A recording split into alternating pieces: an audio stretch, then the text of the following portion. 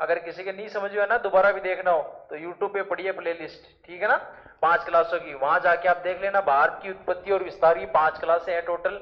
जो यहाँ पर नोट्स लिखे हैं सारे के सारे, अगर किसी को नहीं समझ में या किसी के नोट्स रह गए तो वहां पर जाके नोट्स लिख लेना। आ गया समझ में सारे के सारे। आज अपन नया टॉपिक स्टार्ट करने जा रहे हैं। कौन सा? जो है ऊपर मुख्य हेडिंग लिख रखी है, क्या लिख रखी है भाई? भारत का भौतिक स्वरूप। भौतिक स्वरूप का मतलब क्या भाई? भारत का स्वरूप कैसा है, भारत में कौन कौन सी चीजें पाई जाती हैं, क्या क्या पाया जाता है। जैसे कहीं पर तो नदी भी है ना भारत में, कहीं पर पहाड़ भी है, कहीं पर पर्वत भी है और कहीं पर मरुस्थल भी है भाई। पहले समझ लो, लिखे बाद में लेना, ठीक है। कहीं पर नदी भी है, कहीं पे पहाड़ भी है, कहीं पर पर्वत भी है, कहीं पर मरुस्थल भी है ना भाई। पश्चिमी राजस्थान में मरुस्थल वाला एरिया है पूरा का पूरा अपना थार का। तो ये अलग अलग प्रकार का स्वरूप है भारत का। इसी के अंदर अपन कौन सा, ये जो भारत का भौतिक स्वरूप है, इस टॉपिक में पढ़ेंगे सारा का सारा। देखो भारत में हर जगह समतल मैदान ही थोड़ी है, सब जगह अलग अलग है ना। तो क्या है? भूगर्भिक संरचना, जो अपनी भूगर्भिक संरचना है ना भाई, इसकी विविधता पाई जाती है ना। विविधता का मतलब क्या होता है भाई? विभिन्न प्रकार की, सब जगह एक नहीं है भाई। कहीं पर तो पहाड़ भी है, कहीं पर पर्वत भी है, कहीं पर नदियां भी है, एक जैसा नहीं है कहीं पर। जैसे अभी अपन आ गए हैं तो यहाँ पर समतल पे बना हुआ है अपना ये मार्केट। अगर आप इसी के अलावा अगर सीकर की तरफ जाओ या लोहारगढ़ जाओ तो वहां पर पहाड़ आ गए। अगर आप इधर जाओ झुंझुनू की तरफ, वहां बीड़ इलाका है, जंगल का भी क्षेत्र है, चारों तरफ अलग अलग है ना। तो यही क्या, अपनी भूगर्भिक संरचना है अलग अलग प्रकार की, और इसका विविध का इन सारों का अपन जहां पर विविधता का वर्णन करते हैं, जहां पढ़ते हैं, उसी को क्या बोलते हैं अपन? भौतिक स्वरूप होता है ये। और इसमें अपन क्या पढ़ेंगे? भारत का भौतिक स्वरूप। अब भौतिक स्वरूप में क्या क्या चीजें आती है भाई? सबसे पहले देखिए, भारत के भौतिक स्वरूप में तो एक भारत में सबसे ज्यादा इंपॉर्टेंट चीज है हिमालय पर्वत। ऊपर ऊपर है ना उत्तर साइड में। सेकंड नंबर पे क्या आता है? उत्तरी मैदानी प्रदेश। जो उत्तर में नदियां हैं उनसे मैदानी प्रदेश का निर्माण होता है ना भाई, मैदानों के जलोढ़ के द्वारा। तीसरे नंबर पे अपने क्या आता है? प्रायद्वीपीय पठार, प्रायद्वीप पठार। और चौथे नंबर पे अपने क्या आता है भाई? तटीय प्रदेश व द्वीप समूह। क्या आता है? वह द्वीप समूह है। इन सब के बारे में अपन लोग आज पढ़ेंगे कि हिमालय पर्वत है, हिमालय पर्वत कब निर्माण हुआ, कैसे, और हिमालय पर्वत में क्या क्या पहाड़ियां किस प्रकार से हैं। फिर उसके बाद में अगला टॉपिक उत्तरी मैदानी प्रदेश में क्या आता है। फिर प्रायद्वीपीय पठार है ना भारत में अलग अलग, मालवा का पठार, मेवाड़ का पठार, बुंदेलखंड का, बुंदेलखंड का पठार, नीलगिरी की पहाड़ियां, ठीक है ना, छोटा नागपुर का पठार, अलग अलग पढ़ते हैं अपन लोग। फिर तटीय प्रदेश, एक तो भारत के अंदर अपन नीचे से देखें, ये तो कौन सा है भाई? ये तो है पूर्वी तट। ये तो कौन सा है? पूर्वी तट। इधर वाला कौन सा है? पश्चिमी तट। तो इन तटों के बारे में अपन लोग सारी जानकारियां पढ़ेंगे। पूर्व में जितने भी राज्य तट की ओर है, पश्चिम में जितने भी राज्य तट की ओर है। इधर वाला इलाका है तो इसके अंदर आपके एक चीज पढ़ते हो आप, पूर्वी तट की ओर तो क्या है आपके? इधर तो आपके बंगाल की खाड़ी। क्या है भाई? बंगाल की खाड़ी। और इस बंगाल की खाड़ी में अलग अलग नदियां आकर गिरती है। और इधर क्या है भाई आपके? अरब सागर है, जिसे अपन बोलते हैं, इसे क्या बोलते हैं? अरेबियन सी। और इसे क्या बोलते हैं अपन? बे ऑफ बंगाल।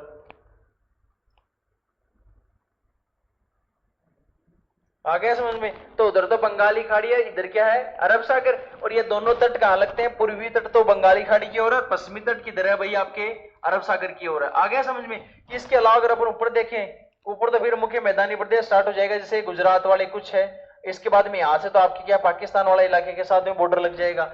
यहाँ अपने पश्चिमी बंगाल का थोड़ा सा इलाका जाते हैं, बांग्लादेश के साथ बॉर्डर लग जाएगा।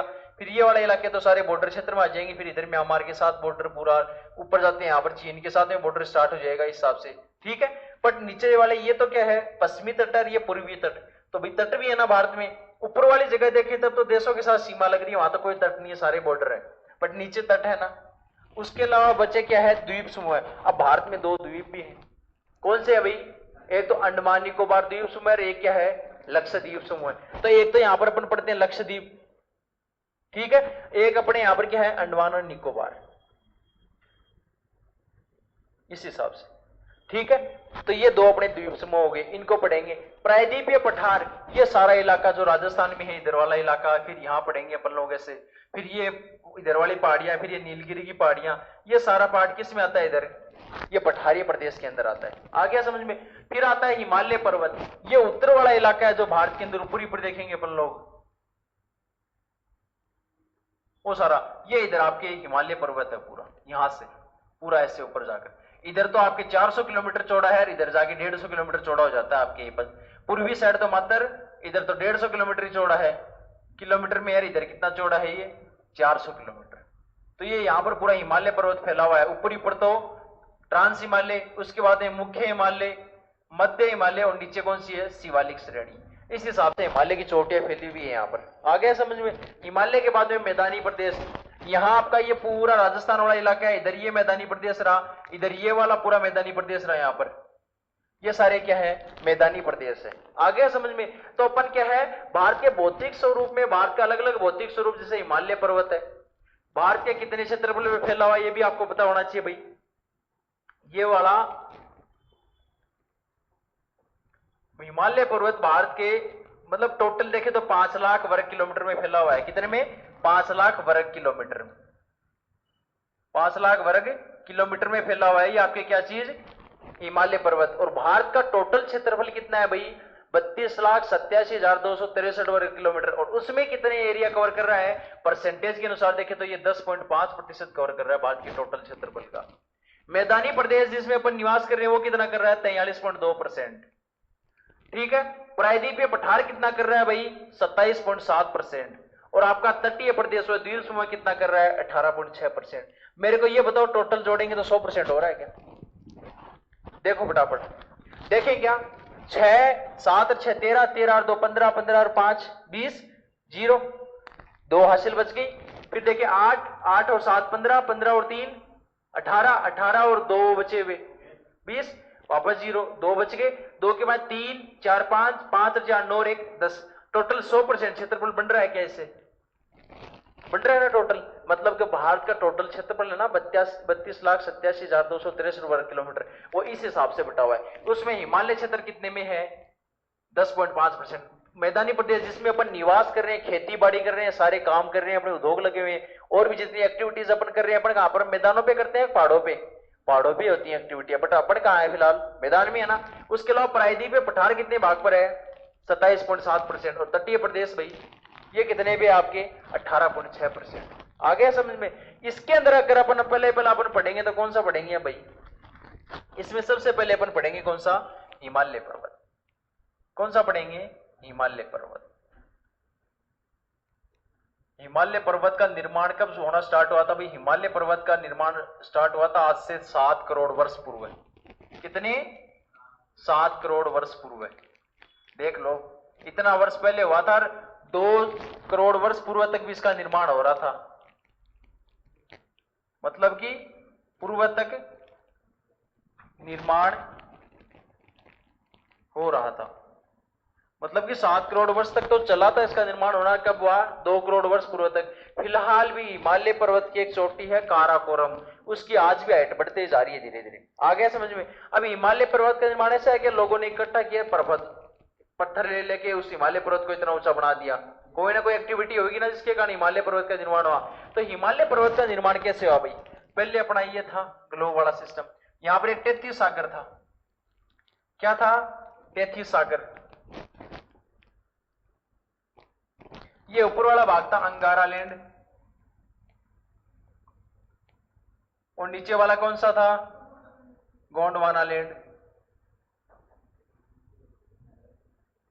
और बीच में ये कौन सा था? 33 सागर।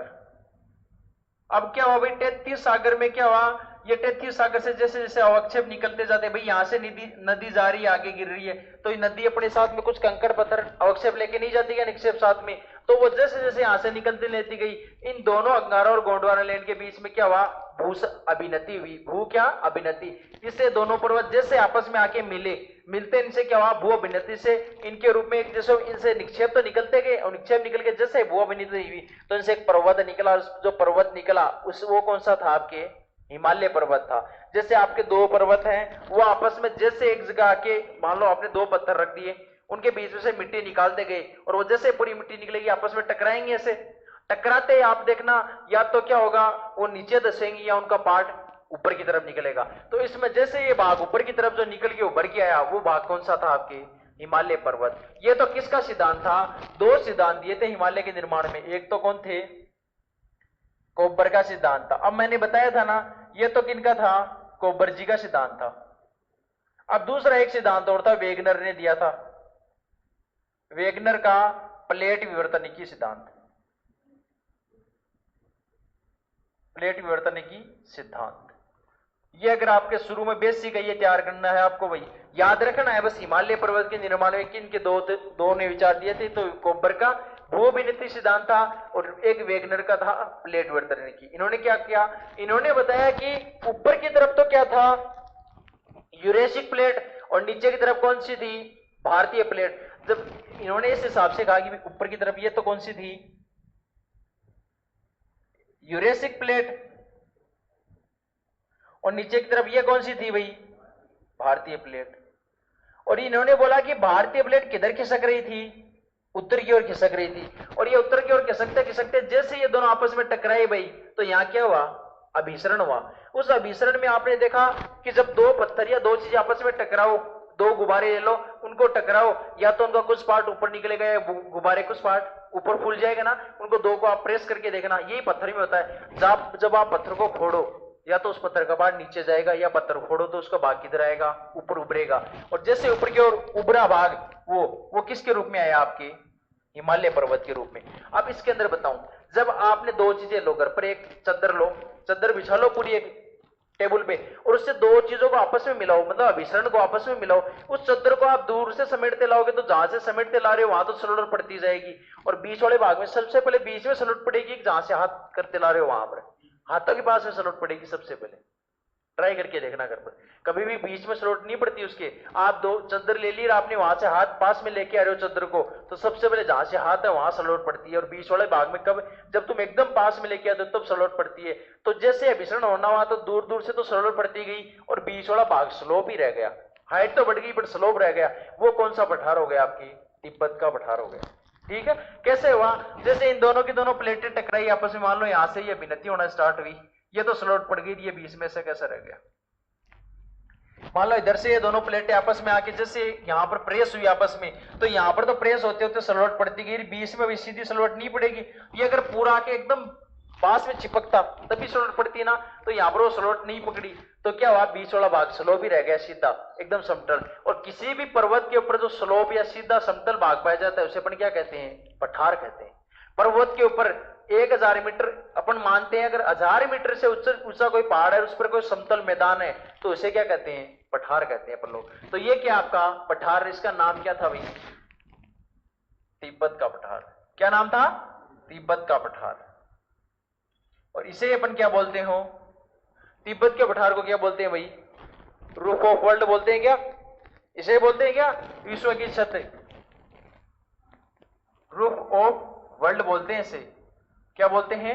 विश्व की छत बोलते हैं इसे। आ गया समझ में? तो ये क्या अपने प्लेट विवर्तनी का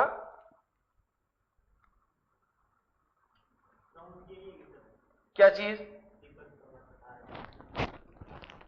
सबसे ऊपर हाइट का तिब्बत का पठार ही है। हाइट पे सबसे ऊंची चोटी देखे तो अपने हिमालय पर्वत में माउंट एवरेस्ट विश्व की भी सबसे ऊंची चोटी है। विश्व की दूसरी सबसे ऊंची चोटी कहां पर है? भारत के अंदर है। कौन सी? K two Godwin Austen 8611 metre. और सबसे बड़ी विश्व की कौन सी है? माउंट एवरेस्ट तिब्बत के अंदर है। कितनी है भाई हाइट? 8848। आजकल उसका नया अपडेटेशन आ गया 8848.84 मीटर। हाइट हमेशा मीटर में मेजर करना, और लंबाई किलोमीटर के अंदर। आ गया समझ में आपके? तो ये पहला तो कौन सा हो गया? कोबर जी ने सिद्धांत दिया था, एक प्लेट विवर्तनिकी ने। कोबर ने तो क्या दिया? ऊपर तो अंगारा लैंड था, नीचे गोंडवाना लैंड, और इनसे क्या है 33 आगे निकल रहा था, तो उसके निक्षेप जैसे जैसे निकलते गए, ये दोनों पर्वत एक जगह आकर जैसे मिले तो उनमें एक सलवट पड़ी, ऊपर की तरफ पर्वत उभरा। वही पर्वत कौन सा था? हिमालय पर्वत। दूसरा यहाँ पर क्या था? प्लेट विवर्तनिकी ने सिद्धांत दिया, इधर तो थी अंगारा लैंड, इधर कौन सी थी? गोंडवाना लैंड। दोनों प्लेट, सॉरी ऊपर तो थी यूरेशिक प्लेट और नीचे कौन सी थी? भारतीय प्लेट, इस भारतीय प्लेट उत्तर की ओर खिसकती गिर, जैसे आपस में दोनों में अभिसरण हुआ, टकराया, तो वहां पर सलोट पड़ी, और उस सलोटों के कारण जिसका निर्माण हुआ वही क्या था, आपके हिमालय पर्वत का निर्माण हुआ। तो ये दो हिमालय पर्वत को थ्योरी दी गई है। हिमालय पर्वत का विस्तार अगर देखें तो जानते हो क्या, 74 डिग्री। मैं देशांतर पढ़ाए थे आपको, 74 डिग्री पूर्वी देशांतर से लेकर और आपके कहां तक, 96 डिग्री पूर्वी देशांतर तक किसका विस्तार है, पूर्वी देशांतर तक। यहां तक कितना है भाई, 74 से लेकर 96 डिग्री पूर्वी देशांतर। कितने हो गए भाई टोटल, 96 से 74 घटाए तो कितने बच गए, अरे 74 10 84 94 96, कितने हो गए। हिमालय पर्वत 22 देशांतरों में फैला हुआ है। कितनों में, 22 देशांतर। अब देशांतरों में कैसे भाई, जैसे मैं यहां पर ग्लोब बनाऊं, ये ग्लोब हो गया है, ये बीच वाली रेखा हो गई 0 डिग्री देशांतर, ये 0 डिग्री अक्षांश। इसमें हिमालय पर्वत कहां पर फैला हुआ है, यहां 22 डिग्री अक्षांश से लेकर ये यहां पर यहां तक फैला हुआ भाई। ये वाला इलाका है ना यहाँ भारत के अंदर, भारत का मैप ऐसे ही तो बनता है भाई, यहां पर ऐसे ही है। तो ये यहां से लेकर यहां तक पाया जाता है। इनमें ये देशांतर कितने हैं, टोटल 22 देशांतर है भाई। ये जो हिमालय पर्वत है उसका विस्तार कितने देशांतरों में फैला हुआ है, 22 देशांतरों में फैला हुआ है।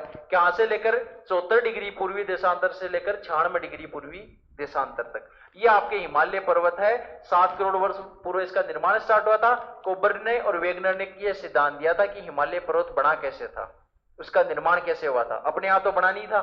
उसके अलावा पूर्वी देशांतर में 96 डिग्री से 74 से लेकर 96 डिग्री पूर्वी देशांतर 22 में फैला हुआ है। इसके अलावा अगर इसमें आगे देखें, जो आपका हिमालय पर्वत है इसकी एक नवीनतम, सबसे नवीनतम चोटी कौन सी है भाई,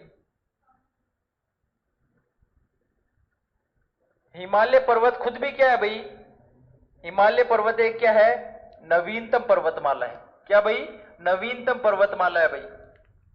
सबसे पुरानी पर्वतमाला कौन सी है भारत की, अरावली पर्वतमाला। और सबसे नवीनतम कौन सी है आपकी, हिमालय।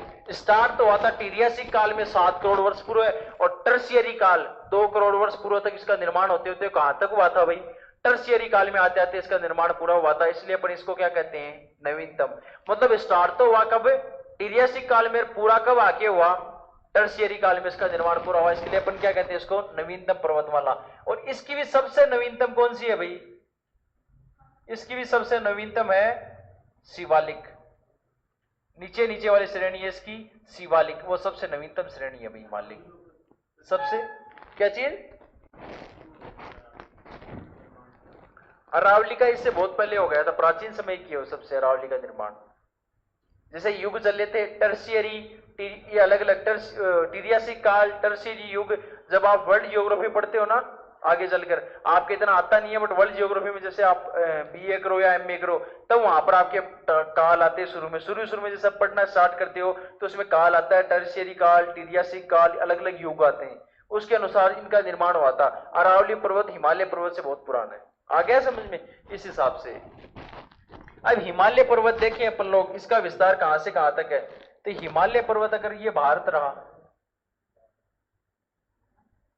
नीचे वाली मैपिंग कोई काम की नहीं है, पर अपने को मुख्य तो उत्तर वाला भाग ही काम में आएगा।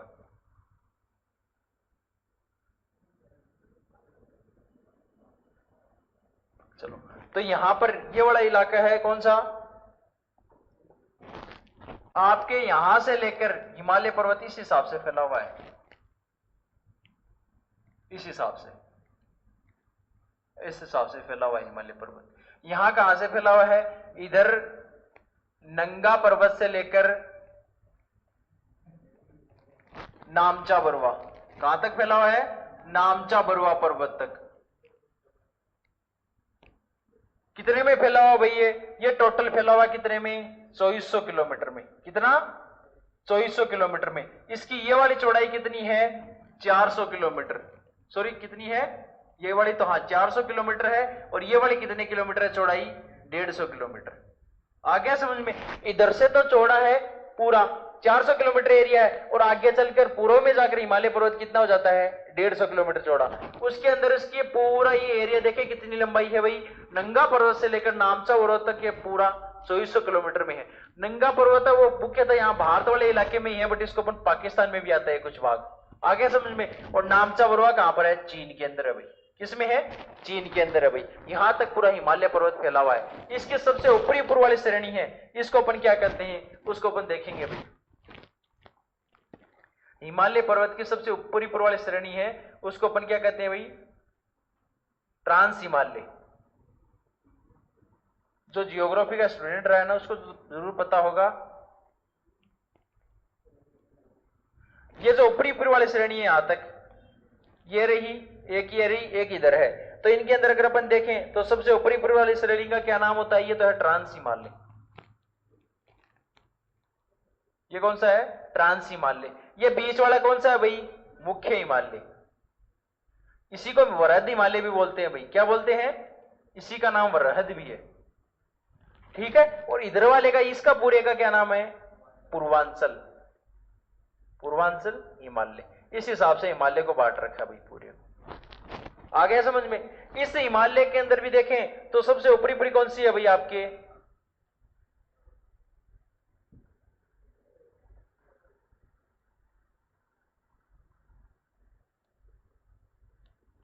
ये वाली श्रेणी है ना जो ऊपरी ऊपर वाली, ये कौन सी है? ट्रांस। इसके अंदर भी भाग अलग अलग कर रखे हैं। कौन से कर रखे हैं? एक तो कौन सी है आपकी सबसे ऊपरी पर? काराकोरम, लद्दाख, और फिर कौन सी आएगी? जास्कर। ये तीन श्रेणियां अलग अलग, काराकोरम, लद्दाख और जास्कर। ये तीन ऊपरी ऊपर वाली है। फिर बीच में यहां पर कौन सा आएगा? यहां तक ऐसे लेकर इधर, ये आएगा आपका मुख्य। और मुख्य में कौन सी आएगी भाई आपके? मुख्य के अंदर भी आपके आएगी अलग अलग। मुख्य में सबसे पहले पहले ऊपर कौन सा आएगा? वृहद। बीच में लघु या मध्यम, और सबसे नीचे नीचे कौन सा आएगा आपके? शिवालिक। ये आपकी शिवालिक श्रेणी है भाई। ये पूरा हिमालय पर्वत से चल रहा है इधर, ये शिवालिक श्रेणी है। आ गया समझ में? ये पूरा अपना हिमालय पर्वत चलता है। और काराकोरम श्रेणी है, ये पूरी पढ़ेंगे। और इसी के साथ में करी अपन ये वाली जगह देखें इधर,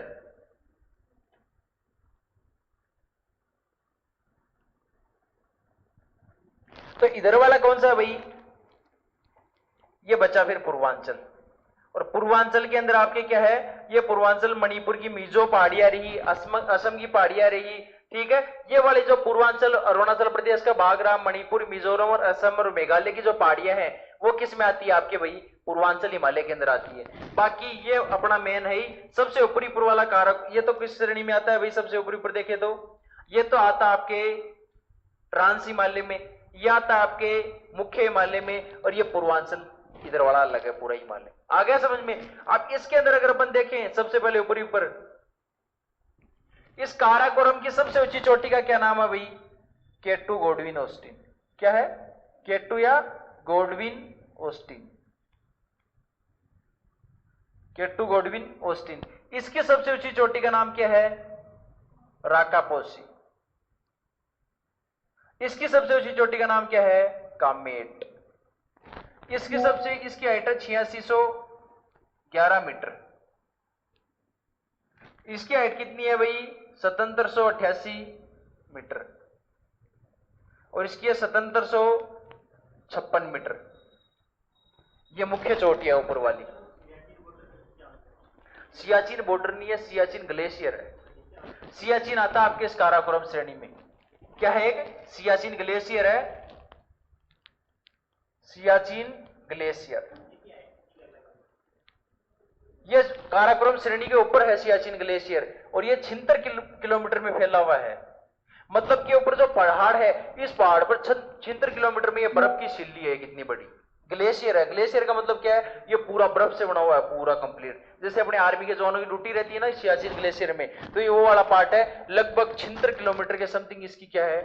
पूरी लंबाई है। 76 किलोमीटर लंबा ग्लेशियर है एक सियाचिन ग्लेशियर। उसके बाद में बहुत ग्लेशियर, काराकोरम में सियाचिन, बियाफो ग्लेशियर, अलग अलग प्रकार के ग्लेशियर है। 3-4 मुख्य सियाचिन रहा, बियाफो ग्लेशियर रहा, और एक दो और भी है छोटे मोटे ग्लेशियर, जो कहां पर आपके सियाचिन के यहाँ काराकोरम श्रेणी के अंदर है। फिर नीचे कौन सी आ गई? लद्दाख श्रेणी। इस कारक सियाचिन ग्लेशियर है ना, इसी के अंदर एक आपकी नदी कौन सी पाई जाती है? इसमें नुम्रा नदी घाटी है। कौन सी है? नुम्रा नदी घाटी।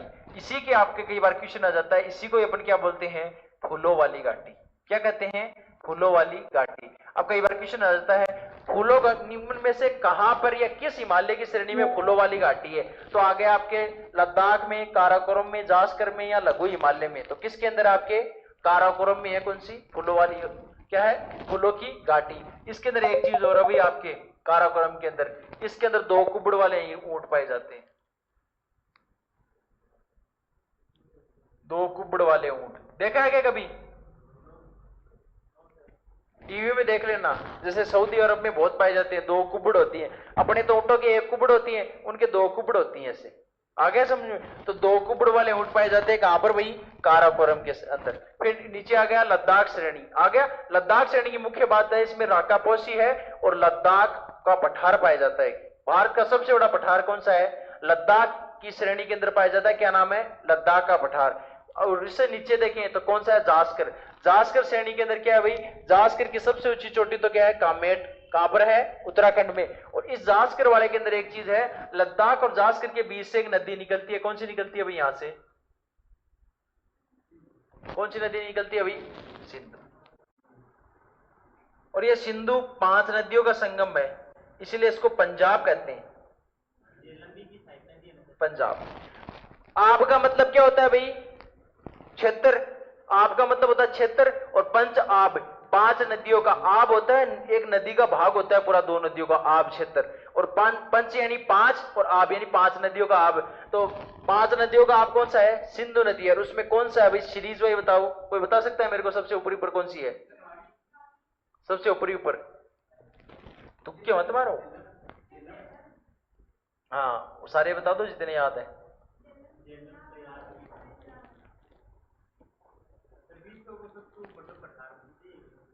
कौन सा, भारत का सबसे बड़ा पठार है यहां पर, कौन सा, भारत का सबसे बड़ा है लद्दाख का पठार। क्या चीज, कौन सा,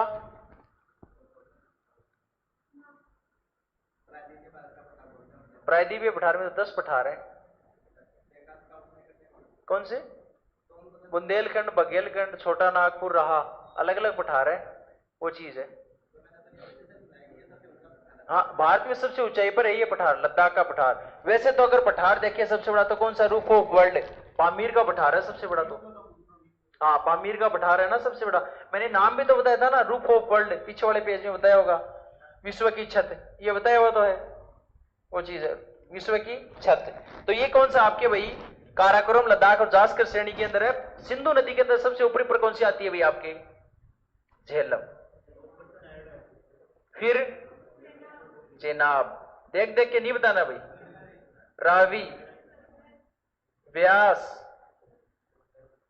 सतलज। अब देखो कई बार क्वेश्चन आ जाता है कि निम्न में से 5 नदियों में पंजाब में कौन सा शामिल नहीं है, तो वहां ऑप्शन क्या देता है, झेलम, रावी, व्यास, सतलज और सिंधु। फिर बच्चे क्या करते हैं भाई, उनको बताया सिंधु नदी तो है भाई, मुख्य नदी है, तो वो क्या करते हैं, तो व्यास पे टिक करते हैं, सतलज पे टिक करते हैं, क्वेश्चन गलत हो जाता है। अरे पंजाब में ये 500 शामिल है, झेलम, चेनाब, रावी, व्यास, सतलज, और इसकी सहायक नदी है, ठीक है। झेलम, सिंधु नदी का उद्गम होता है मानसरोवर झील से, झेलम का उद्गम होता है कहां से होता है भाई, झेलम का उद्गम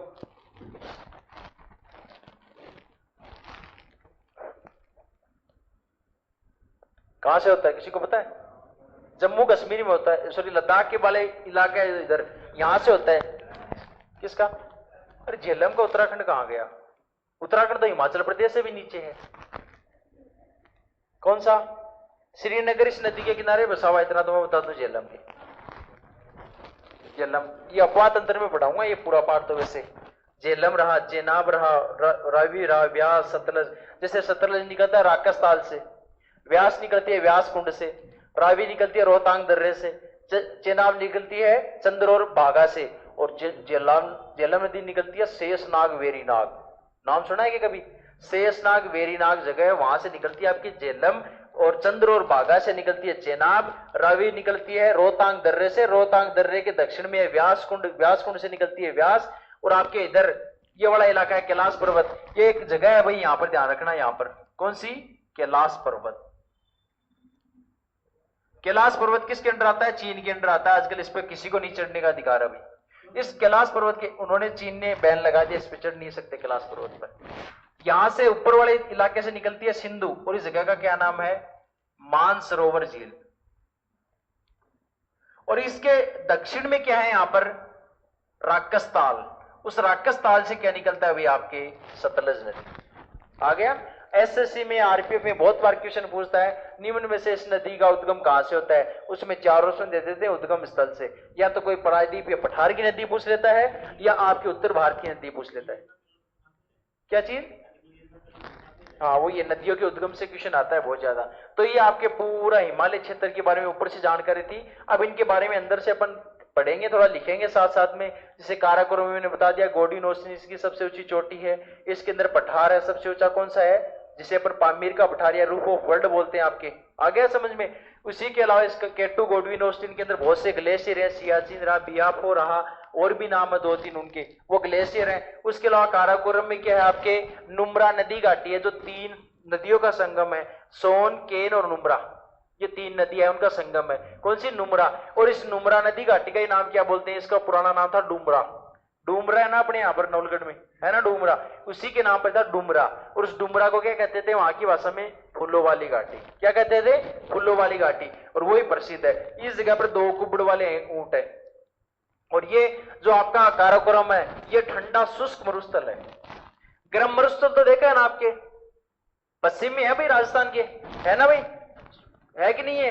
गर्म मरुस्थल है कि नहीं? राजस्थान में जो अपन मरुस्थल देखते हैं पाकिस्तान की तरफ गर्म है ना।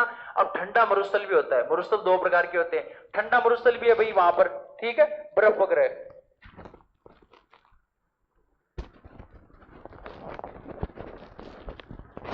उसके बारे में लिखेंगे आज, भारत का भौतिक स्वरूप। अब नया टॉपिक हेडिंग लगा लो, भारत का भौतिक स्वरूप, इसके बारे में लिखेंगे।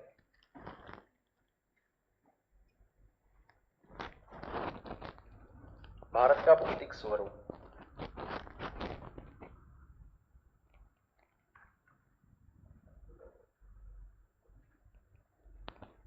देखो भाई, देखो, भूगर्भिक संरचना की, भूगर्भिक संरचना की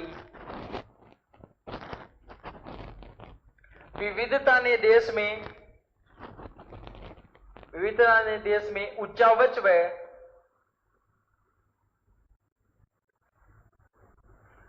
उच्चावच व भौतिक लक्षणों की विविधता को जन्म दिया। देखो भाई, भूगर्भ की संरचना में बहुत सी विविधता पाई जाती है, अलग अलग प्रकार की भूगर्भ में, कहीं पे पहाड़ है, कहीं पे पर्वत है, अलग अलग प्रकार की। उसके कारण क्या है? विविधता ने देश में उच्चावच व भौतिक लक्षणों की विविधता को जन्म दिया। मतलब भौतिक लक्षण है अपने यहाँ के, उनकी विविधता में अलग अलग प्रकार के भौतिक लक्षणों को क्या दिया? जन्म दिया। अब आगे लिखो, यहां पर पर्वत, पठार एवं मैदान, अलग से लिखना, उसी में रबड़ी मत बनाना, पॉइंट बना के। यहां पर पर्वत, पठार एवं मैदान सभी प्रकार के भूदृश्य पाए जाते हैं, सभी प्रकार के भूदृश्य पाए जाते हैं।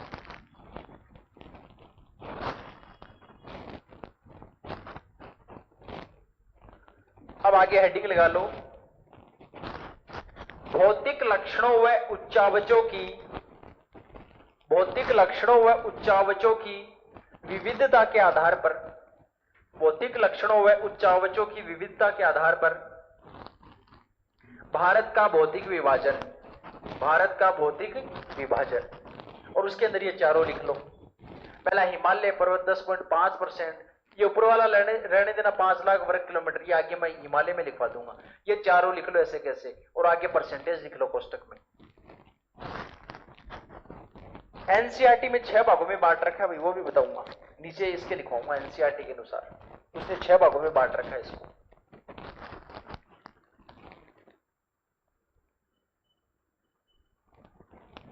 आरटी के अनुसार लिख लो साथ में, एनसीईआरटी के अनुसार भौतिक स्वरूप को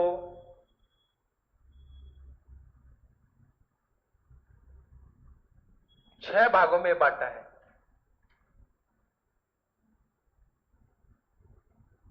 कोई बता सकता है एनसीईआरटी के अनुसार 6 भाग कौन से हैं? एक तो आपके है कौन सा, हिमालय पर्वत,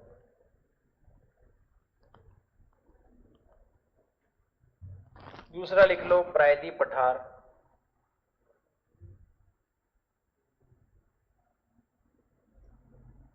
तीसरा लिख लो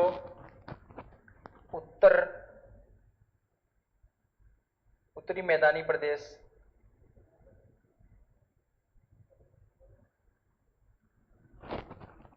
चौथा लिख लो आपके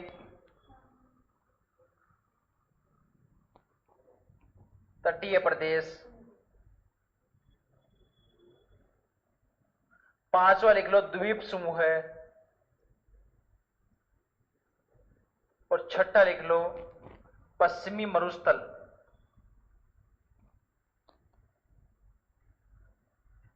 पश्चिमी मरुस्थल। अब भाई देखो ये लिख लो छो के छो, छो के छो लिख लो, ठीक है।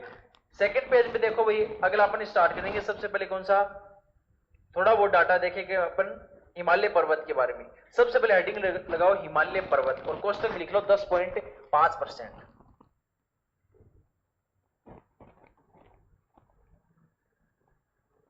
10.5%। और लिख लो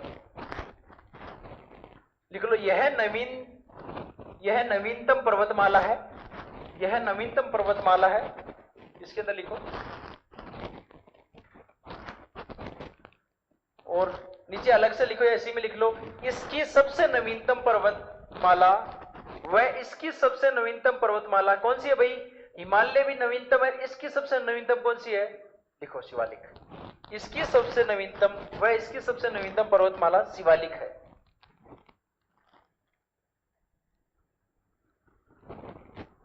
आगे लिखो, यह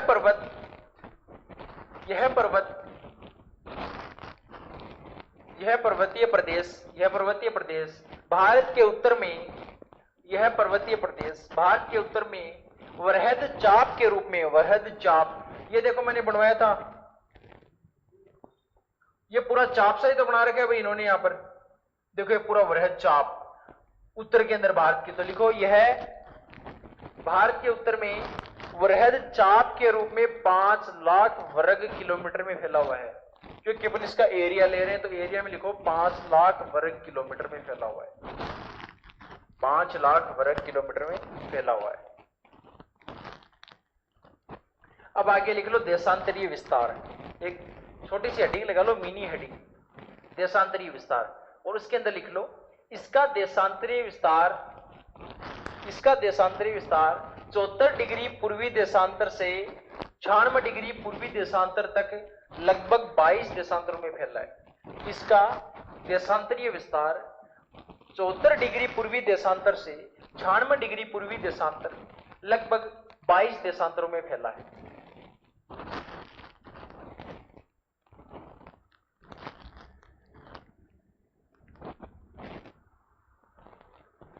आगे लिखो, इस पर्वत श्रेणी में बहुत सी हिमाच्छादित चोटियां, इस पर्वत श्रेणी में बहुत सी हिमाच्छादित, हिम का मतलब क्या होता है भाई, बर्फ, और आच्छादित का मतलब पूरी ऊपर से उसके छाई हुई, उसको ढके हुए, तो बहुत से क्या है, इस पर्वत श्रेणी में बहुत सी हिमाच्छादित, बोर्ड पे लिख देता हूं भाई,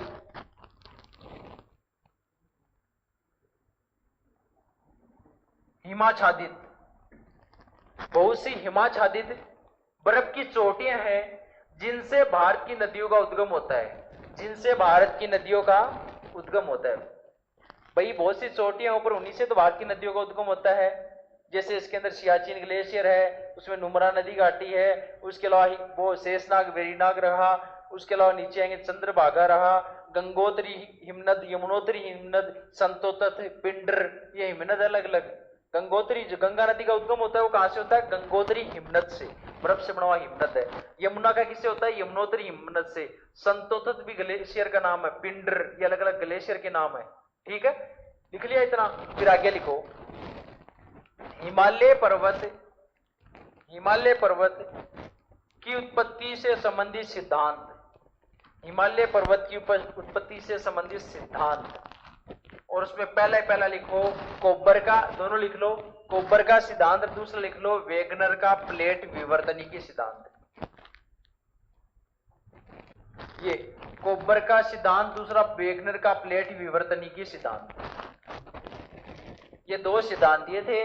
मतलब सिद्धांत ये इन्होंने इसलिए दिए कि हिमालय का निर्माण हुआ कैसे था एक्चुअल में, उसके लिए सिद्धांत दिए थे। सबसे मान्य सिद्धांत इसमें है प्लेट विवर्तनिकी का, प्लेट विवर्तनिकी का सबसे मान्य सिद्धांत है इसमें।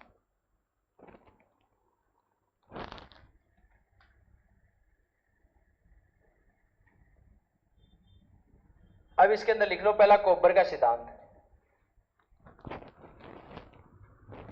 पहला लिख लो कोबर का सिद्धांत, और इसमें लिखो कोबर ने एक वाक्य बोला था भाई, और उस वाक्य को लिखो कोबर ने भूसन्नति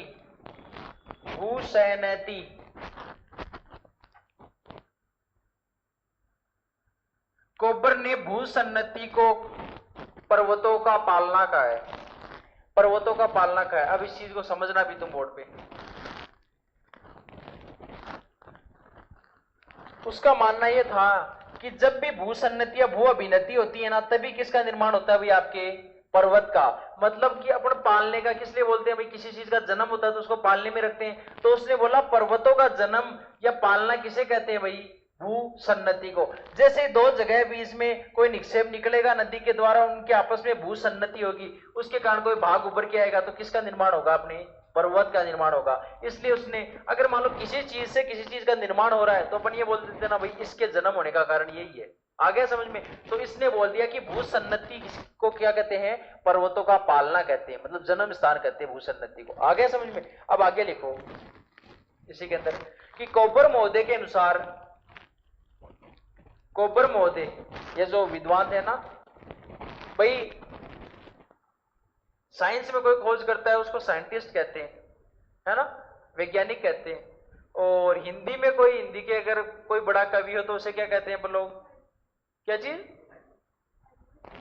साहित्यकार। बहुत अच्छा, कवि नहीं कहते हैं, साहित्यकार कहते हैं। अब मेरे को ये बताओ, भूगोल में कोई खोज कर रहा है तो उसको क्या कहते हैं, क्या, वो तो खोजकर्ता को क्या कहते हैं, जियोलॉजिस्ट, या उसे अपन क्या बोलते हैं, भूगोलवेता कहते हैं, जियोग्राफर। क्या कहते हैं, जियोग्राफर। जो उसको ग्राफी दे रहा है, अपने को पृथ्वी की एक जियोग्राफी बना के दे रहा है, कोई खोज करके दे रहा है, उसे हिंदी में क्या कहते हैं, भूगोलवेता। आगे समझ में? तो कोबर और ये वेगनर दोनों ही क्या थे, भूगोलवेता थे। किसके साइंटिस्ट थे ये, किसके थे भाई, जियोग्राफी के साइंटिस्ट थे ये। आगे समझ में? तो भूगोलवेता लिखो। कोबर महोदय ने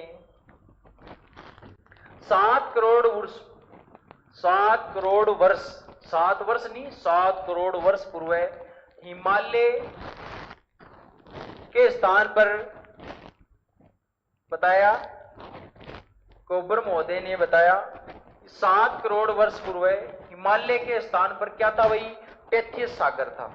हिमालय के स्थान पर टेथिस सागर था, जिसके उत्तर में क्या था भाई, बोर्ड पे देख के बताओ मेरे को, इस टेथिस सागर के उत्तर में क्या था और दक्षिण में क्या था, तो लिखो टेथिस सागर के उत्तर में अंगारा लैंड और दक्षिण में क्या था भाई, गोंडवाना लैंड।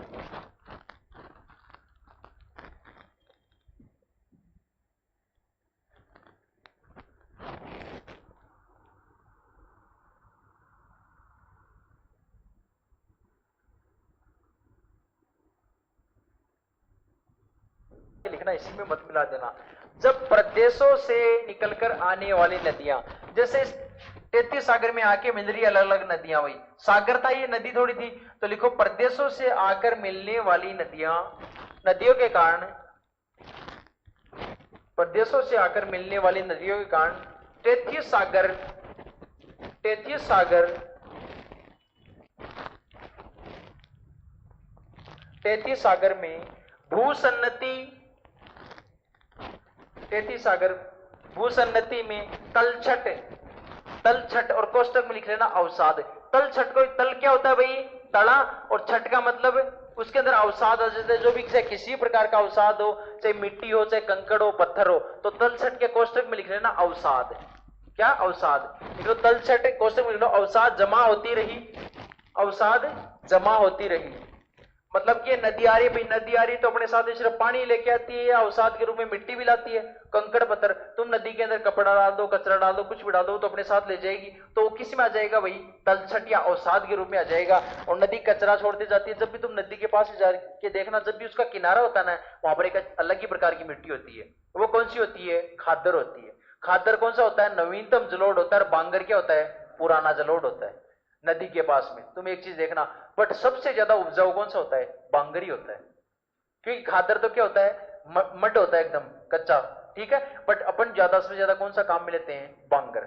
बांगर बहुत उपजाऊ होता है। बांगर के पास में क्या होता है, जैसे अपन दो चीजें होती है, मान लो ये यहाँ पर कोई नदी है, इधर इस साइड पे नदी जा रही है भाई, इससे मान लो यहाँ पर पानी निकला, इससे मिट्टी निकली और मिट्टी यहाँ पर आके इकट्ठी हो गई, जैसे ये पानी वापस चला गया तो मान लो यहाँ पर मिट्टी के कारण बारी बारी में पानी आता जा रहा है, इस मिट्टी पे यहाँ पर छोटी छोटी मिट्टी की दीवार सी हो गई, इधर मिट्टी जम गई भी, तो ये पानी अब इधर नहीं आ पाएगा, इधर नहीं आ पाएगा ना, पानी पूरा इधर ही रह जाएगा, तो ये यहाँ पर नदी का पानी आके जा रहा है, वापस आया, वापस गया, वापस गया, तो ये वाली मिट्टी तो कौन सी हो जाएगी, खादर। और जहां पर ये मान लो आके तुम घर पे देखते हो, जैसे बारिश आ रही है तो एक जगह सारी मिट्टी जाके इकट्ठी हो जाती है, तो वहां पर यहाँ चढ़ाई सी बन जाती है ना, पूरी ढलान से, स्लोप से, उसके उधर पानी नहीं जा पाता, वही यहाँ पे होता है, जब यहाँ पे पानी नहीं हो पाता, इधर वाली मिट्टी कौन सी हो जाती है, बांगर। और ये बांगर क्या होता है, सबसे उपजाऊ होता है, और इसी को अपन लोग क्या भारत में सर्वाधिक खेती के उपयोग में लेते हैं। अपन खेती किस पे करते हैं, सर्वाधिक बांगर भूमि पे करते हैं अपन। अगर यहाँ पर नदियां वगैरह ये नहीं होती ना, तो अपने यहाँ पर मैदान का निर्माण ही नहीं होता। मैदान का निर्माण किससे होता है, नदियों के द्वारा जो तलछट या अवसाद आता है ना, जलोढ़ मिट्टी आती है, नदियों के किनारे सर्वाधिक जो मिट्टी पाई जाती है, कौन सी पाई जाती है, जलोढ़ मिट्टी पाई जाती है। सबसे ज्यादा कौन सी पाई जाती है, जलोढ़ मिट्टी नदियों के पास में। जैसे मिट्टियां तो बहुत है, जलोढ़ मिट्टी, लाल मिट्टी, दोमट मिट्टी है ना, बलुई मिट्टी, मरुस्थलीय मिट्टी, अलग अलग प्रकार की मिट्टी है, काली मिट्टी रही, लेटराइट मिट्टी रही, बट नदियों के अवसादों के रूप में सर्वाधिक कौन सी मिट्टी आती है भाई, जलोढ़ मिट्टी आती है। तो लिखो इसमें आगे, होती है अवसाद जमा होती है, यद्यपि भूसन्नति, यद्यपि भूसन्नति, यद्यपि भूसन्नति, छिछली, छीछली,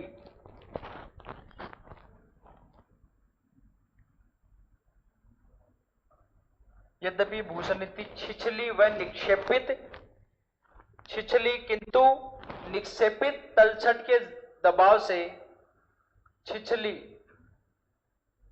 भूसन्नति छिछली नहीं होती क्या भाई, अपने मड के प्रकार का होता है छिछली, किंतु निक्षेपित तलछट के कारण, निक्षेपित, निक्षेप जानते हो ना भाई, आके मान लो यहां पर मिट्टी या अवसाद इकट्ठा तो हो रहे हैं, बट ये छिछली के कारण निक्षेप आगे भी तो जा रहे हैं भाई, टोटल सारे, ये थोड़ी सारा यहीं पे आके इकट्ठा हो जाएगा, इस सागर के साथ में आगे भी जाएगा निकल निकल के सारा, तो क्या है, छिछली किंतु निक्षेपित तलछट के कारण, तलछट के दबाव से, तलछट के दबाव से इसकी तली धसती जाती है। ये जो इन दोनों के बीच की तली है ना भाई, इधर तो आपका अंगारा लैंड रहा, उधर गोगुड वाला लैंड, इसकी तली धसती जाती है नीचे की तरफ। जैसे जैसे यहाँ से मिट्टी निकल रही है, मान लो ये दो पत्थर है, इनके बीच से आपने मिट्टी लगा रखी है, यहाँ से मिट्टी निकालते जाओ धीरे धीरे, तो या तो क्या होगा, पत्थर इधर गिरेंगे या क्या हो जाएगा, आपस में मिल जाएंगे। तो ये इसमें जैसे निक्षेपित तलछट जाते गया, आगे निकलते गया, तो ये आके आपस में क्या हुई, भूसन्नति हुई, जैसे आपस में मिले तो ऊपर सलोटों के रूप में एक पर्वत का निर्माण हुआ, वही कौन सा था, आपके हिमालय पर्वत। तो इसमें लिखो आगे 33 फुट, अलग से लिखना, या यहाँ तो लिख लिया आपने, इसकी तली धसती जाती है, लिख लिया। अब अलग से लिखना 33 सागर की, 33 सागर की भूसन्नति, 33 सागर की भूसन्नति की तली धसने के कारण, की तली धसने के कारण, की तली धसने के कारण संलग्न अग्रभूमियों, जो दोनों मिली भी थी ना एक जगह, दोनों पर्वतों की, अंगारा और गोंडवाना लैंड की क्षेत्र की, संलग्न अग्रभूमियों में, संलग्न अग्रभूमियों में दबाव जनित, दबाव जनित भूसन्नति, और भूसन्नति के क्वेश्चन में लिख लेना भूसंचलन, भूसंचलन, भूसन्नति क्वेश्चन में लिख लो भूसंचलन उत्पन्न हुआ। देखो भाई, जैसे यहां से निक्षेप या जैसे तलछट निकलता गया, तो आगे अंगारा लैंड और गोंडवाना लैंड से जैसे यहाँ से तलछट निकलता गया तो इन दोनों के बीच में संचलन हुआ मिट्टी निकलने के बाद, और ये जैसे आपस में दोनों आके मिले दबाव से, तो उनके बीच में किसका निर्माण हुआ भाई? हिमालय पर्वत का। वही लिख लो। अब लिखो, उत्पन्न हुआ तथा टेथी सागर के तलछट में वलन पड़ने लगा, यहां पर जैसे भूसन्नति हुई तो यहां पर वलन पड़ने लगा। इस हिसाब से उस वलन के कारण हिमालय का निर्माण हुआ।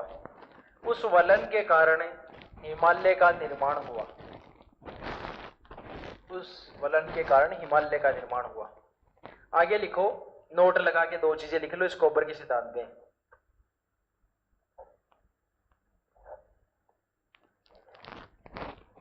अब मैंने बताया था कि भाई इधर भी वलन पड़ा और इस तरफ भी वलन पड़ा, बट बीच वाला क्षेत्र तो अप्रभावित रह गया ना। इसको मैंने क्या नाम दिया? पठार। और इस पठार को एक चीज नाम और देते हैं, मध्य पिंड। क्या कहते हैं? मध्य पिंड। इस नोट में पहला लिख लो, पहले नोट लिखो, वलन से अप्रभावित मध्यवर्ती क्षेत्र, वलन से अप्रभावित मध्यवर्ती क्षेत्र तिब्बत के पठार को मध्य पिंड कहते हैं। तिब्बत के पठार को मध्य पिंड, पिंड नहीं होता क्या अपने, मध्य पिंड कहते हैं। दूसरा लिख लो, अनाकोलिया का पठार। इसके अलावा एक और पठार है,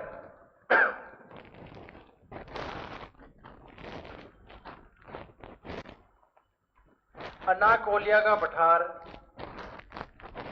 भी इसी का उदाहरण है।